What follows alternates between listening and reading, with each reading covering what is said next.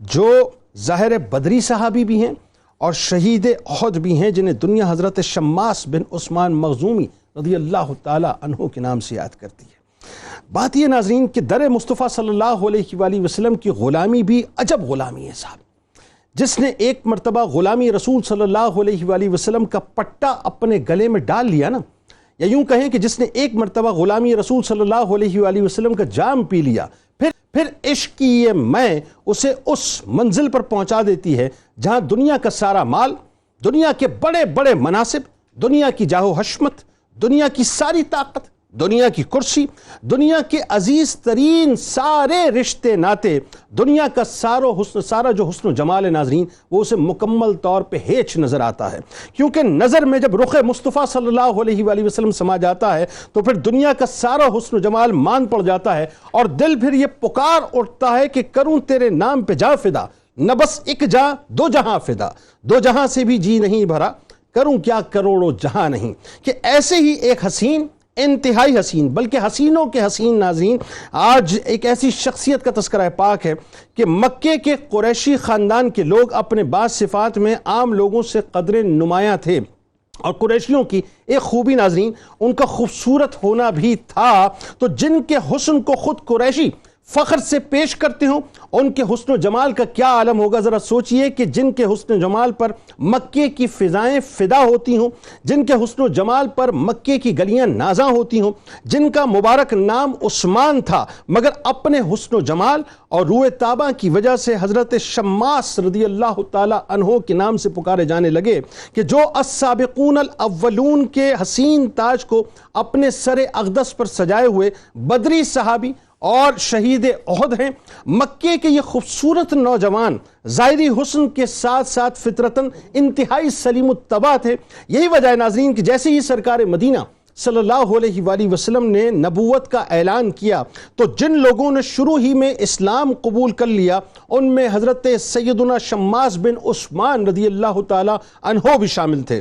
اسلام کے ابتدائی دور میں ان قیامت خیز تکلیفوں، مصائب کو، پریشانیوں کو، ظلم و بربریت کو آپ نے برداشت کیا، کیونکہ ماموں عتبہ بن ربیعہ تھا جو مکے کا بہت بڑا زمیندار اور سردار تھا۔ مطلب اگر میں یہ کہوں آج سمجھانے کے لیے کہ آج کا فیوڈل لارڈ تھا تو وہ غلط نہیں تھا ناظرین۔ لہٰذا انتہائی مشکل ترین حالات میں حضرت شماس رضی اللہ تعالیٰ عنہ نے اس دور میں اپنا وقت گزارا۔ یعنی ناظرین یہ دور ایسے ہی تھا کہ جس نے اسلام قبول کیا اسے مکمل طور پہ ستایا گیا، شمع رسالت کے پروانوں پر مکے کی گلیوں کو تنگ کیا گیا، تشدد کیا گیا، حتیٰ کہ مسلمانوں کو اس حد تک مجبور کیا گیا کہ وہ مکہ مکرمہ کو چھوڑ کر کسی ایسی جگہ ہجرت کر جائیں جہاں ان کا دین و ایمان اور جان مکمل طور پہ سلامت رہے۔ سرکار مدینہ صلی اللہ علیہ وآلہ وسلم کے مشورے پر جن لوگوں نے اسلام کی ہجرت کی ناظرین، ہجرت حبشہ کی، اس میں صحابی رسول حضرت سیدنا شماس بن عثمان مخزومی رضی اللہ تعالی عنہ بھی شامل تھے۔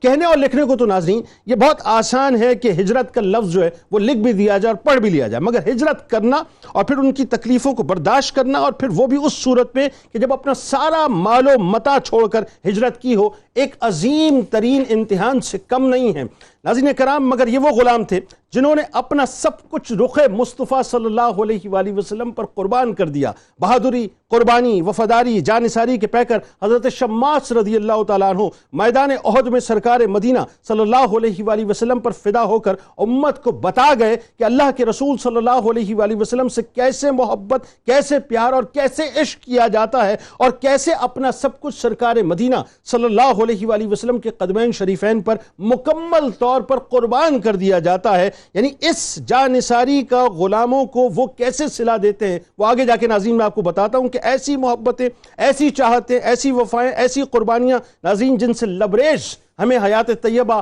حضرت شماس بن عثمان رضی اللہ تعالیٰ عنہ کی نظر آتی ہے۔ اور جن صحابہ کرام نے ناظرین احد کے میدان میں جن صحابہ کرام کو یہ شرف اور مرتبہ ملا کہ انہوں نے اللہ اور اس کے رسول صلی اللہ علیہ وآلہ وسلم کو بچاتے ہوئے، آپ علیہ السلام کا دفاع کرتے ہوئے اپنی جان قربان کر دی، ان میں سیدنا شماس بن عثمان رضی اللہ تعالی عنہ بھی شامل ہیں۔ یہ مقام و مرتبہ، یہ عزت و شرف کسی اعلیٰ نصیب والے کو ہی نصیب ہوتا ہے ناظرین کہ شہید احد جناب شماس بن عثمان رضی اللہ تعالیٰ عنہ کے لیے احد کے دن، بس آخری جملے ادا کر رہا ہوں، سرکار مدینہ صلی اللہ علیہ وآلہ وسلم نے اتنے خوبصورت، اتنے عظیم، اتنے حسین جملے فرمائے ناظرین جو رہتی دنیا تک